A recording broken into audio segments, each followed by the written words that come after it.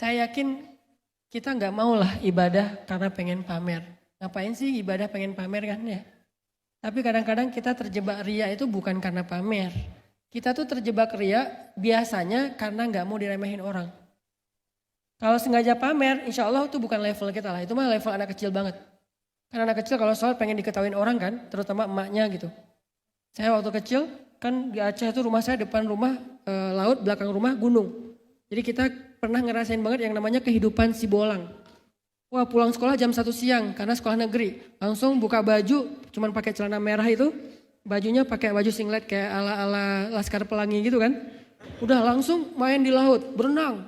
Bareng adik saya, bareng geng saya gitu. Main berenang di laut, metik kelapa, kelapa wakaf namanya.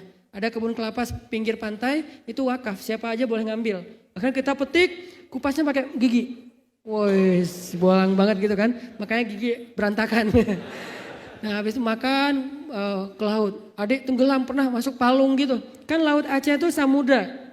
Dan salah satu spot surfing. Cuman dulu saya gak tahu surfing makanya saya nyesel banget. Kalau tahu dari dulu udah jadi pro surfer sekarang. Deus ye. Cuman tahunya surfing justru kemarin di Jawa Barat ke Batu Karas. Jadi udah telat gitu. Padahal Aceh itu ombaknya 3 meter, 4 meter dan itu ombak ngeri banget lah. Lebih ngeri daripada pantai-pantai yang mungkin di tengah kayak Sulawesi yang tenang buat snorkeling. Tenggelam. Wah kita tolong rame-rame rescue. Udah ditarik kedua, udah penuh airnya. Kita gituin keluar. Begitu dia sadar, saya di mana? Alhamdulillah kamu selamat. Awas jangan bilang-bilang ke mama. Langsung diteror gitu. Oh iya bang. Pulang malam dia menjadi makan. Masih trauma gitu kan habis tenggelam. Besok dipanggil sama emak saya, abang, saya manggilnya abang. Abang, adik sini. Kita kayak Ipin Upin. Karena usia kita beda setahun doang, jadi kayak deket banget gitu. Setiap hari berantem.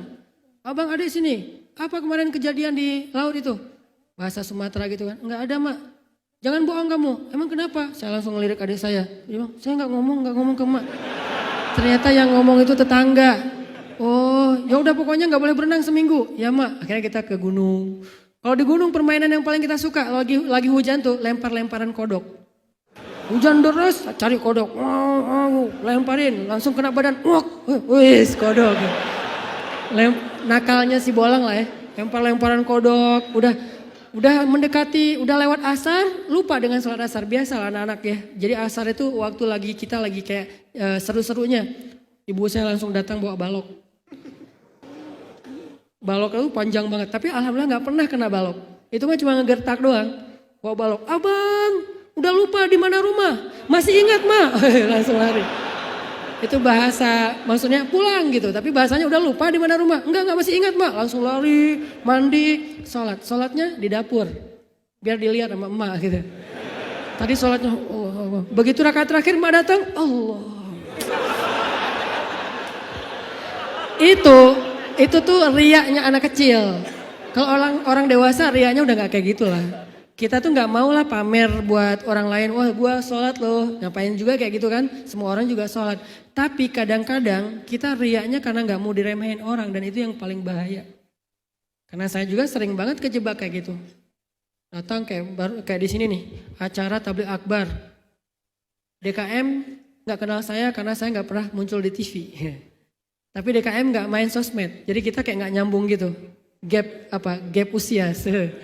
DKM gak main sosmed jadi gak tahu saya gak masuk TV jadi DKM gak pernah ngeliat saya. Pas bikin undangan, mengundang Ustaz Hanan Attaqi. Pak ini kita di depan harus nyediain tenda soalnya jamaahnya banyak. Siapa sih yang ceramah?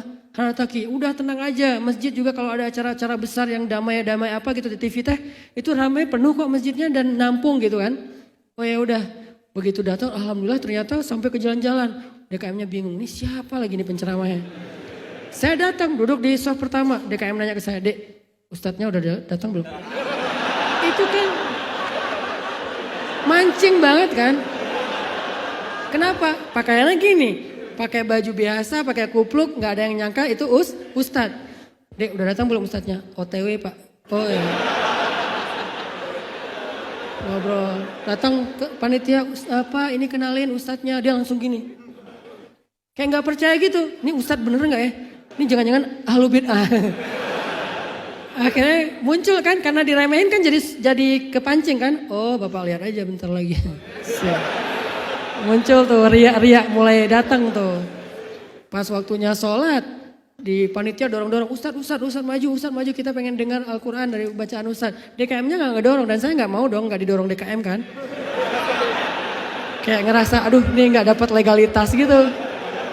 Makanya tadi karena didorong-dorong sama imam, Masya Allah, mohon maaf nih kepada Ustadz. Harusnya beliau yang imamin tapi karena beliau yang dorong bukan saya loh ya. Dorongnya kenceng lagi tuh, aduh saya gak bisa menghindar sih.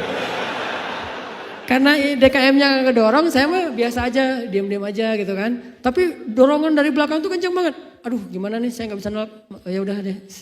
Berdiri aja depan, DKM-nya gini. Wah dalam hati, ya udah nanti Bapak denger aja. Sholat nih, sholatnya udah gak benar tuh, udah kayak pengen membuktikan gitu. Allahu Akbar. DKM-nya ikut semuanya. Alhamdulillahi Rabbil Alamin. Gimana Pak bacaan saya? Udah tuh, riak tuh. Ustadz kayak gitu? Ya kadang-kadang.